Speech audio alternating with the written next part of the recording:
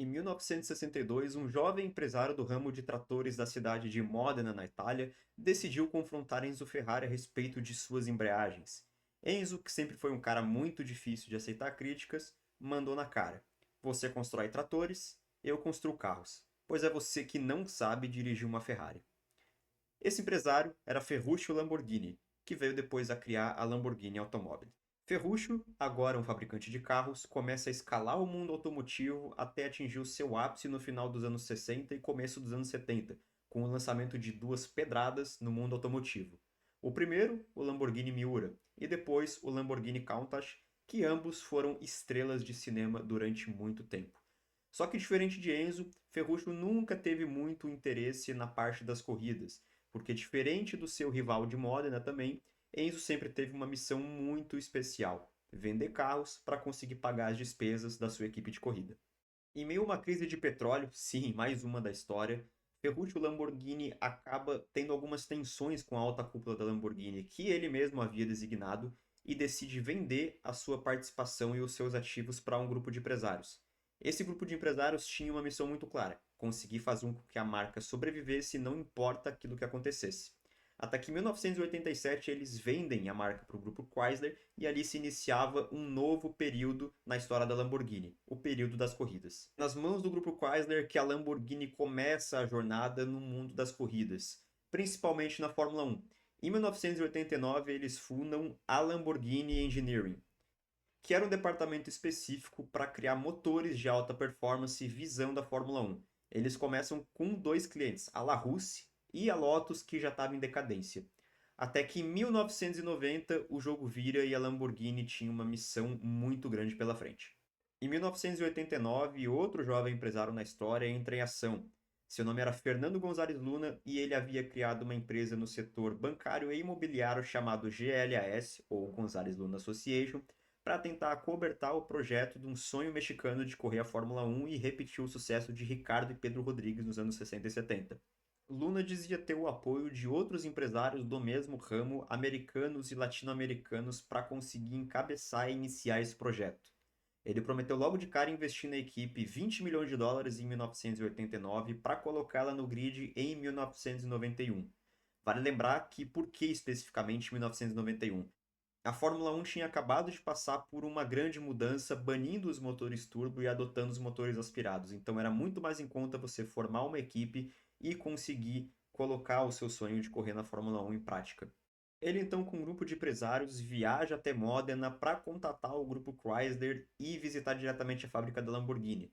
A ideia era buscar um apoio, mas não tão simples quanto La Russe e Lotus tinham como equipes clientes dos motores, e sim ter um envolvimento completo na Lamborghini do projeto. A Lamborghini topa o desafio e designa para o projeto o grande Mauro Forghieri, ele que era até hoje, né, é considerado um dos maiores engenheiros, se não o maior projetista da história da Ferrari na Fórmula 1. O Forghieri, ele era uma lenda na Ferrari dos anos 70, mas no começo dos anos 80 ele foi perdendo um pouco o cargo de liderança até deixar a equipe por completo em 1987. Ele continua trabalhando no mundo automotivo, principalmente por Bugatti, no projeto de carros de rua, mas não tinha mais se envolvido com Fórmula 1. Então, quando ele recebe essa proposta, ele acabou dividindo o posto com outro italiano. Esse outro jovem projetista italiano era Mario Tolentino. Tolentino que ia cuidar de toda a parte aerodinâmica e chassi do carro, enquanto Mauro Forghieri, com toda a sua experiência, iria cuidar da parte das suspensões e também da caixa de câmbio. No GP do México de 1989, o projeto da Glass é então anunciado para o mundo, contando com presença da própria Lamborghini no evento. Só que na hora de colocar o plano em prática, bem, o Fernando sumiu de cena e deixou a Lamborghini na mão, com receio de todo o projeto que estava fazendo, porque havia sido prometido para eles de que um cara, né, ou um grupo de empresários, iria investir 20 milhões de dólares na equipe. Até que a Lamborghini pensou, beleza, já que a gente está com um projeto aqui, por que não seguir adiante? Eles contratam então Mauro Baldi para conduzir os testes da equipe, que põe o carro pela primeira vez para andar em Imola. Imola, que é uma região perto de Modena, muito acessível, e então com o Mauro Baldi no volante, eles fazem 68 voltas e um tempo de 1:31.8, que era 4,7 segundos mais lento do que a volta mais rápida do GP de San Marino de 1990, marcada por Alessandro Nannini da Benetton. O carro logo de cara apresentou já algumas deficiências. Imola, que era um circuito de alta na época, o carro sofreu para passar dos 300 km por hora. A maior velocidade foi 301 na reta pós-Tamburello e antes da curva Villeneuve. E o Mauro Baldi já dava sinais de que aquele carro poderia ser um fracasso. Mas ainda assim, o projeto de motor V12 mostrava todo o seu potencial. O desenvolvimento continua e a Lamborghini confirma a entrada da equipe para a temporada de 1991. Só que não com o nome Lamborghini.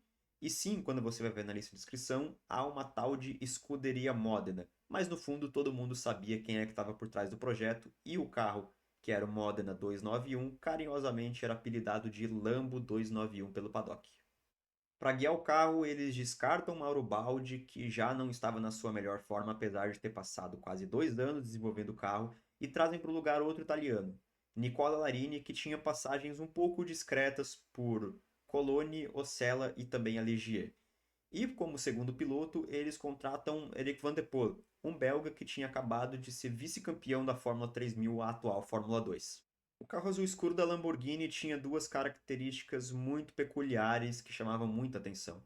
O primeiro era o design das carenagens laterais onde ficam os radiadores, popularmente conhecido como sidepods. Os sidepods têm funções aerodinâmicas muito importantes além do arrefecimento, né? Além de conseguir liberar um pouco da entrada de ar para os radiadores.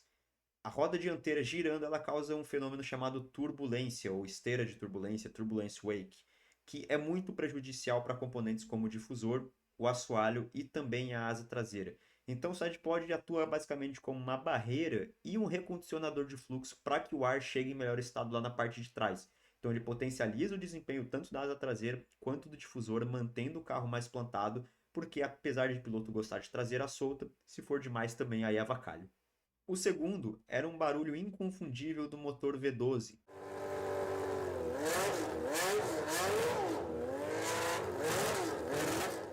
que era mais potente do que o da Ferrari, só que diferente da sua rival de Modena, a Lamborghini tinha dois erros principais.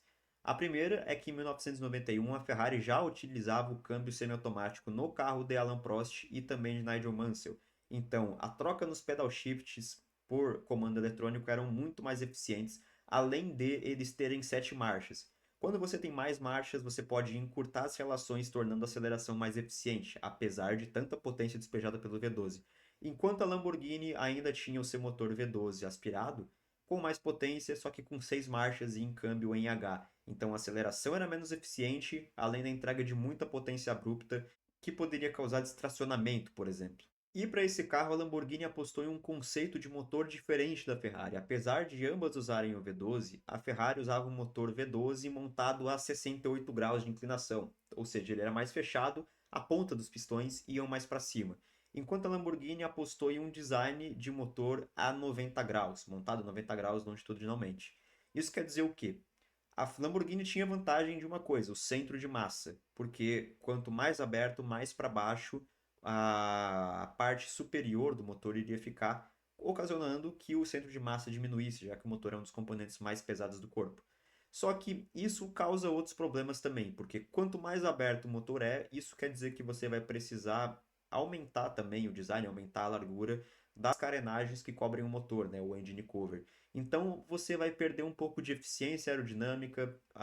Naquela época, os engenheiros já estavam explorando um efeito chamado garrafa de Coca-Cola, em que é muito presente nos carros de hoje, que a parte traseira, onde você conecta a suspensão, o motor, o câmbio, ela é muito, mas muito estreita e vem estreitando de forma progressiva. A traseira do carro da Lamborghini era mais larga do que o carro da Ferrari, e isso acabava prejudicando um pouco o desempenho da asa traseira e também do difusor, além da falta do sidepod, que também, não pela falta dele, né, mas o seu design um pouco promissor e um pouco otimista demais acabou sendo um eterno fracasso. Não só em 1991 com o uso da Lamborghini, mas também em 2022 e 2023 com a Mercedes, que infelizmente apostou erradamente nesse conceito.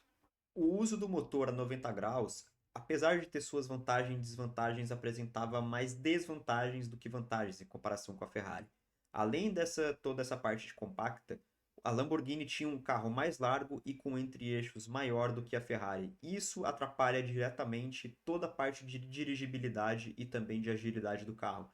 Quanto menor o seu entre-eixos, mais ágil o carro vai ser, porque menor vai ser a distância entre o centro de massa e o ângulo formado pelas rodas. Então você vai ter um momento muito menor e, por consequência, um carro que responde muito mais rápido.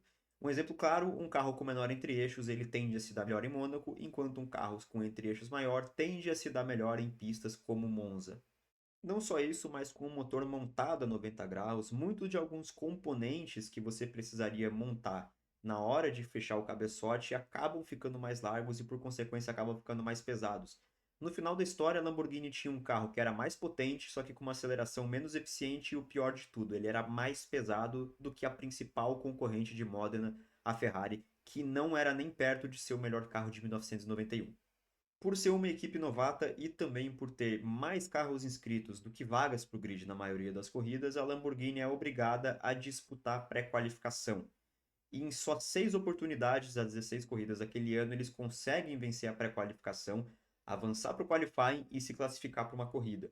A primeira, logo na primeira corrida, com Nicola Larini, que estreia com um ótimo sétimo lugar, dando expectativas para a equipe. E na corrida seguinte, que aconteceu no Brasil, um banho de água fria. Nenhum dos dois carros sequer pré-qualifica para conseguir disputar a corrida.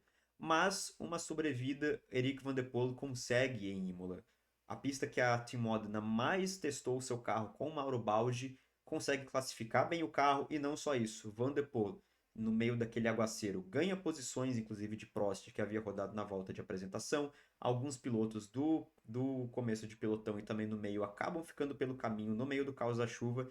E Van der Poel chega abrindo a última volta na quinta posição, o que significava os primeiros pontos da história da Lamborghini, até que o carro quebra na última volta e ele acaba terminando em nono. Isso foi mais um banho de água fria, principalmente porque Jyrki Uhani de Arvileto havia terminado no pódio com a Dallara Scuderia Itália, outra equipe da região, outra equipe que sonhava amedrontar a Ferrari, e o pior de tudo, era uma equipe cliente da Ferrari naquela época.